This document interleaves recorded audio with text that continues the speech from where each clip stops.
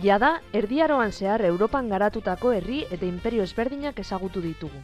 Baina hauen arteko harremanen ondorioz, gutxinaka Europan zehar antzekoak izango ziren ezaugarri politiko, ekonomiko eta sozialak sortu ziren. Erdi Aroan zehar orokorra izan zen gizarte sistema sortuz. Horrela, historiaren aldi hau bi garaitan bana dezakegu. Goi Erdi Aroa, 5 eta 10 menden artekoa, eta Behe Erdi Aroa, 11 eta 15 mende bitartekoa. Goi Erdi Aroan zehar, Europako herri ezberdinen arteko harremanak direla eta, oro har, Europan zehar antzeko ezaugarri politiko, ekonomiko eta sozialak sortzen hasi ziren.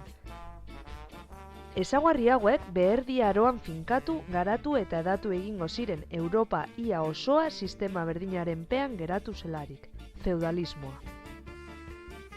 Ordea, zertan zetzan feudalismoa? Ze ezaugarri zituen? Nola harremantzen ziren Erdi Aroko biztanleak? Nola bizi ziren?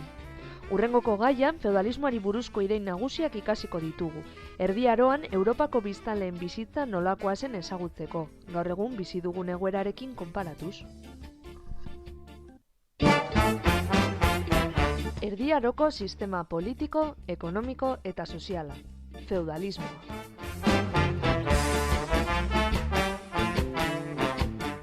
Gogoratu! Irakasleak zehazturiko egunerako ondorengo ardurak bete behar dituzu kuadernoan. Alde batetik, argitu gabe geratu zaizkizun dudak zure kuadernoan apuntatu. Bestetik, ikurra hau duten kontzeptuen definizioak kuadernoan osotu landutako irizpideak jarraituz.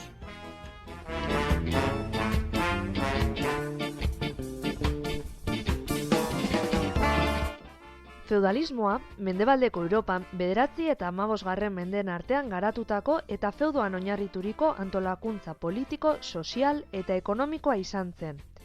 Ezinbesteko bi elementutan oinarrituta zegoen, feudoa eta basaiutza. Gainera, feudalismoko gizartea estamentutan banatuta zegoen, gizarte estamentala sortuz. Baina, zein izan zen sistema honen jatorria? Erromatar inperioaren 3. mendeko krisiak jada egoera politiko, ekonomiko eta soziala aldatzen hasia zuen Europan. Gatazkek eragindako pobrezia eta segurtasun ezak bietako lurjabeek botere ekonomiko eta politika handia eskuratzea eragin zuen, eta gizartearen banaketa bi taldetan gero eta argiagoa zen. Egoera hau Goi Erdi Aroan zehar garatzen joan zen, lurjabe handiak erresumetako errege-erreginek baino botere handiago eskuratzera ailegatuz. 9. mendean, gainera, Europako herriek bigarren inbasioak sufritzen hasi zituzten, iparraldetik bikingoak, ekialdetik hungariarrak eta hegoaldetik sarrazenoak. Europara ailegatzen hasi ziren, berriz ere arpilaketa eta gatazka boladak nagusituz. Baina Europa, Imperio Karolingioaren apurketarekin erresuma txikitan banatuta geratu zen, errege-erregina oso ahulekin, kanpoko inbaditzaile berrien aurrean euren erreinuak babestu ezinean aurkitzen zirenak. Segurtasun eza horren aurrean, hirietatik ihes egiten zutenak eta jada nekazariak zirenak, errege-erreginen laguntza bilatu beharrean lurjabe handiengana jo zuten babesa eske, hauek berezko armada eta gotorlekuak baizituzten. Horren truke, nekazari hauek lurjabe handien agindu eta zerbitzupean jarri behar ziren, eta berriz ere azken hauen boterea indartuta atera zen. Horren handia zen, noble berri hauen boterea, errege-erreginen boterea ere haien laguntza eta fideltasunean oinarritzen zela. Sistema berria sortzen hasi zen beraz, Behe Erdi Aroan inbaditzaileen baketze, finkatze eta kristautzearekin garatu eta hedatuko zena, feudalismoa.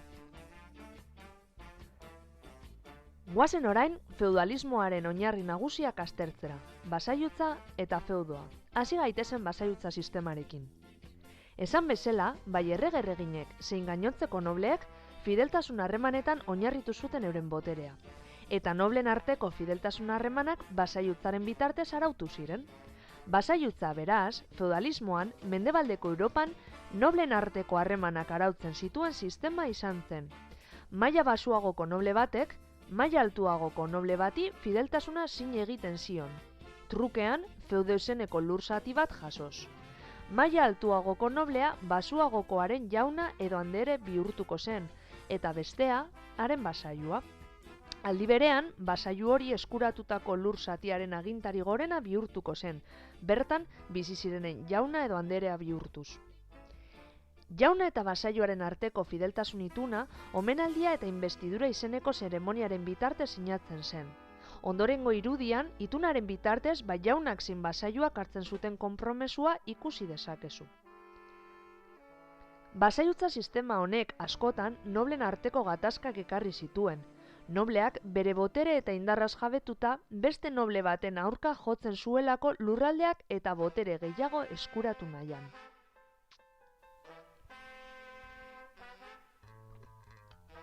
Ikusi orain, omenaldia eta inbestiduraren zeremonia zertan zetzan, Gaztelataragoiko institutu batetako 2. mailako ikaslek egindako antzezpen honen bitartez.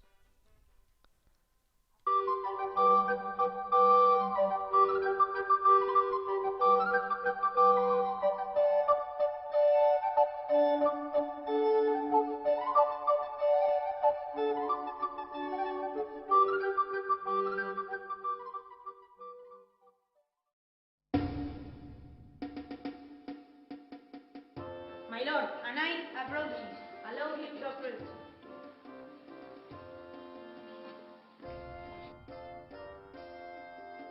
My lord, my name is Jaime. Get on your knees and put your hand near to me. I make myself your vassal. I receive you for my vassal. Give me the ballot.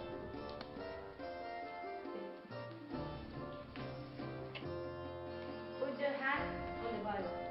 I swear you fidelity with these 6 words. Safe, secure, possible, easy and useful. I receive you and I take for my vassal.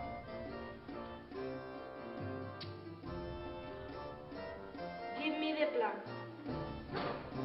I give you this plan in representation of your fee. I claim you a vassal of this fee.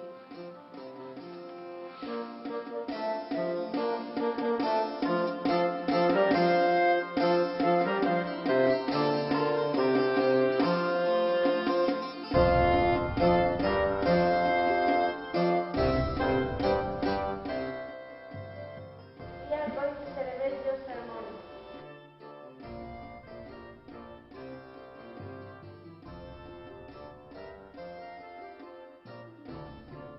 Set the table. Then you vote for all the food.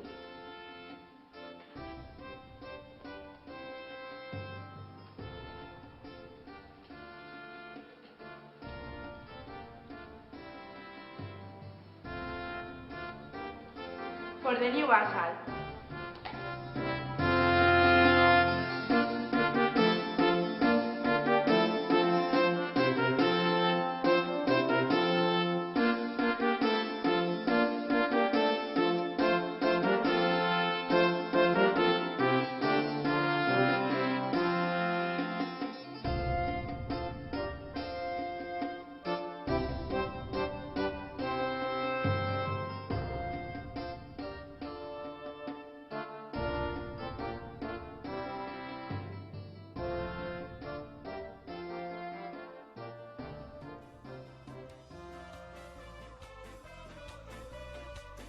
Aztertu dezagun orain feudoa.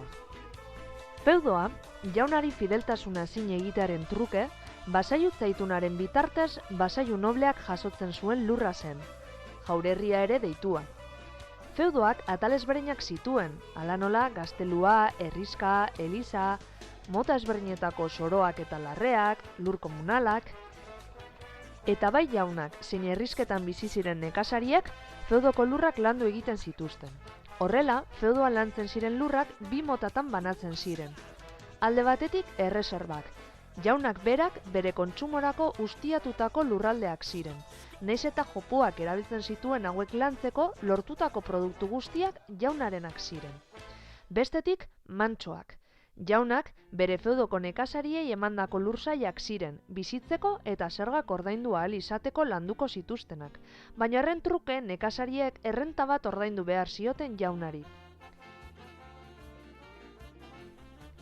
Feudoetan gainera, jaunek beraien justizia aplikatzen zuten eta nahi zituzten zergak kobratzen zituzten, zubisaria, bidesaria edota errota erabiltzeagatik esaterako. 13. mendean, sistema hau gailurrera heldu zen, baina ordutik aurrera aldaketa sakona jasaten hasiko ditu arlo guztietan, beste sistema berri batean bihurtzen hasiz, antzina erregimena.